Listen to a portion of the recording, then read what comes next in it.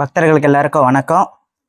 நம்ம பாரத் நகர் ராஜீவ்காந்தி பிளான்டேஷன் அருகில் ஸ்ரீதேவி கருமாரியம்மன் திருக்கோவில் ஆலயத்தது ஆடி திருவிழா முதல் வருஷம் நாளை வியாழக்கிழமை 13ஆம் தேதியிலிருந்து திங்கட்கிழமை 17ஆம் தேதி வரை விசேஷமாக நடக்க இருப்பதால் பக்த கோடிகள் அனைவரும் கலந்து கொள்ளுமாறு மிக தாழ்மையுடன் கேட்டுக்கொள்கிறேன். அதைத் தொடர்ந்து 13ஆம் தேதி காலை அரசன் கால் பூஜை நடக்குது.